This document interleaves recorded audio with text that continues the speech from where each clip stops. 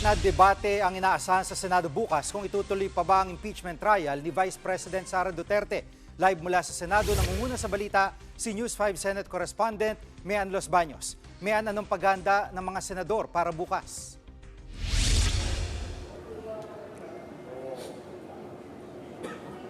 Jiggy, ginawa na raw ng mga senador ang kanilang assignment para nga maging handa sila bukas sa debate.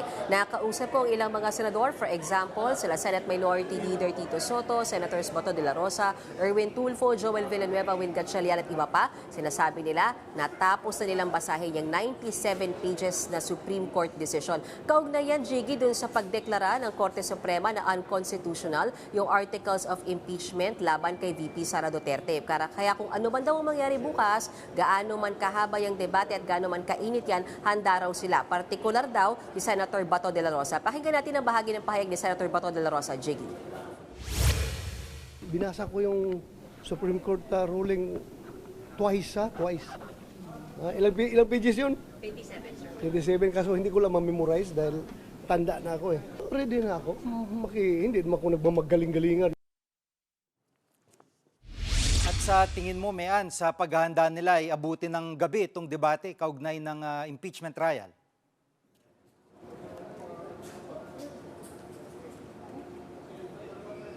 Jiggy, yung mga nakausap nating senador, yan talagang pinaghahandaan nila na magiging mahaba yung debate bukas. Kasi expectations dyan, Jiggy, kada isang senador, ilalabas yung kanyang argumento, sakaling mauwi yan sa botohan, kada isang senador, mag-e-explain naman kung bakit yun ang boto niya. So, bukod sa debate, yung explanation of votes, yun talaga yung medyo magpapahaba dyan. Pero, yun nga sa kakampi ni VP Sara Duterte dito sa Senado, na sa Senator Bato de la Rosa, para sa kanya, hindi na kailangan ng debate para resolbahin ng issue. Malinaw daw kasi ang desisyon ng Korte Suprema na void ab initio o walang bisa simula pa ng umpisa itong articles of impeachment laban kay VP Sara, at tinatrato nga raw ni Senator Bato na case closed na ito. At kung sakali raw na mauwi sa botohan bukas itong mga debating ito, inaasahan daw ni Senator Bato na ang lahat ng miyembro ng Duterte Bloc, Duterte 7 o yung 7 miyembro na yan ay boboto to dismiss yung impeachment case ni VP Sara. Pero syempre, sabi niya, respetuhin pa rin niya sakaling mag-iba yung boto ng ilan sa kanilang mga miyembro. Narito yung bahagi ng pahayag ni Senator Bato de la Rosa, Jiggy.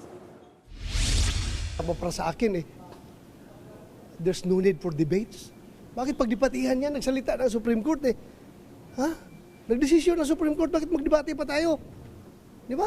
Sa akin, hindi ako lawyer, as I've said, pero naniwala ako that nobody is supreme and above the Supreme Court.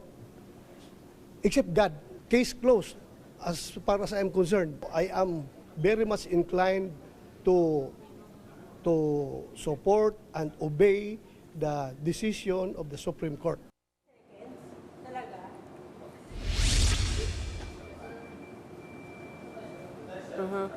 Ang neophyte senator naman si Senator Erwin Tulfo, ine-expect din daw ang isang heated debate talaga bukas, lalo na raw sa pagitan ng kampo nila Senator Risa Hontiveros. Yung kampo nila Senator Risa, yung naniniwala at nagigiit na dapat tuloy yung impeachment trial, lalo't may motion for reconsideration pang nakahain mula sa Kamara papunta sa Korte Suprema. So pagitan ng kampo nila Senator Risa at ng kampo naman ng Duterte Bloc na sinasabing gusto na nila ipadismiss yung impeachment case na yan, Jiggy.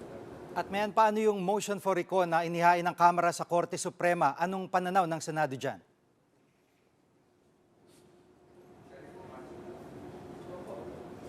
Yes, natanong din natin yung ilan sa mga senador dyan. Para kay Senator Erwin Tulfo, isa yan sa dapat resolbahin pag-usapan bukas ng mga senador. Hihintayin pa ba yung final decision ng Korte Suprema, lalo't may MR nga o motion for reconsideration na inihain yung Kamara, o magde-decide na sila once and for all kung tuloy yung impeachment trial o hindi. Paulit-ulit sinasabi ni Senator Erwin Tulfo sa atin dati, mas gusto niya tuloy yung impeachment trial na yan para magkaalaman na. At kanina, tinanong ko siya, yung pa rin ba yung paninindigan niya? Sabi niya kung siya lang ang tatanungin, gusto pa rin niya tuloy yung paglilitis laban kay VP Sara. Narito ang bahagi ng pahayag ni Senator Erwin Tulfo. Pero sir, nananatili yung desire niyo na sana ituloy yung... Very much na gusto kong makita ng mga kababayan natin yung ebidensya. That's what I want. Gusto kong makita kung anong meron. Ano ba meron dito? O sige, tatayo ba ito? May laban ba, di ba?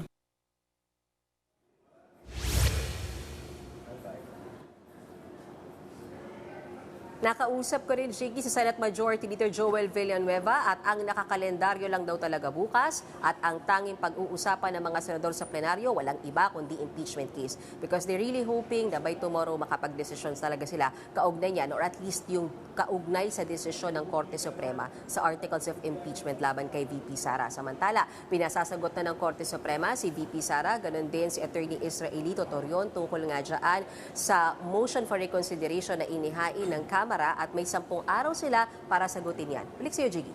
Yan ang ulat ni Men Los Baños live mula sa Senado. Mga kapatid, Jiggy Manikad po, pagdating sa mahalagang balita sa loob at labas ng bansa, dapat una sa lahat, mag-follow at mag-subscribe na sa social media pages ng News 5.